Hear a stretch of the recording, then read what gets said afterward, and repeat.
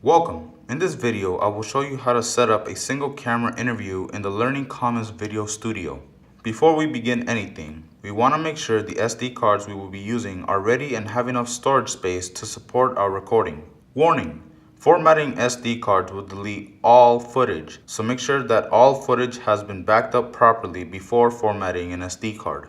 To format an SD card, place the SD card in the SD card recorder located on the rack. Start by pressing Menu. Then use the toggle knob to scroll down to Format Card and use Set to select. Then choose exFAT as the card type and give the card time to format. Our studio has a variety of sets to choose from: black curtain backdrop, white backdrop, green screen, brick wall, and even a news desk. We even have controlled studio lighting depending on the set you decide to use, as well as floating lights. To turn set lights on, enter the control room and you will find all set light switches labeled accordingly. If you feel our set lights are insufficient or would like a different effect, we have multiple floating lights available. To turn on a floating light, plug in the light to the closest power outlet and flip the power switch on. The dial found behind the light can control the temperature and brightness. To do so, press down on the dial switch between settings and turn the knob to control the intensity. You can also change the light's angle and height by untightening the knobs and lowering or lifting the pole, and angle the light by untightening the knob under the light. Now, let's move to our camera setup. To turn on the camera, flip the switch on the camera breakout box. Each switch is numbered to indicate the camera being turned on. Note that the camera LCD screen must be open for the camera to turn on. Depending on your level of expertise, we recommend leaving the cameras on full automatic.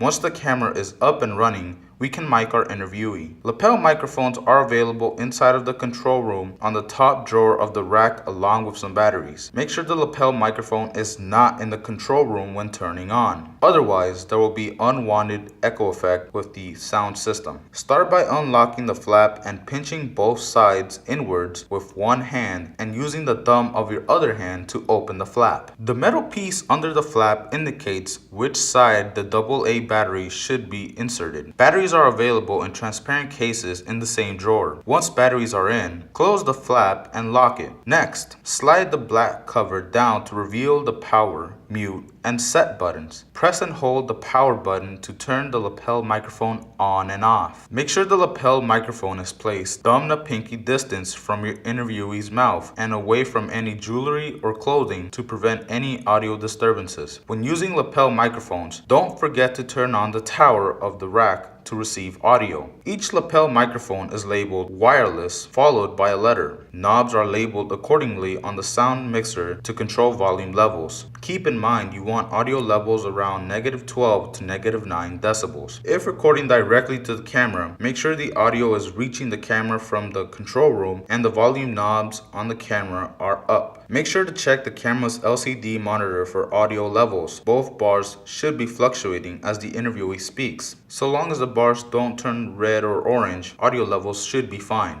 Also, always use headphones to monitor your audio from the camera when recording to it. This will help make sure your audio is good and doesn't have a problem. When framing your subject, unless you are intentionally having them look straight at the camera, we recommend you turn them at a 30 to 45 degree angle from the camera and have them face the person asking the questions. This is also a good time to implement the rule of thirds, meaning your interviewee should be framed at the intersection of a horizontal and vertical line on your camera's monitor. Next, we can turn to the multi-view TV monitor for the switcher.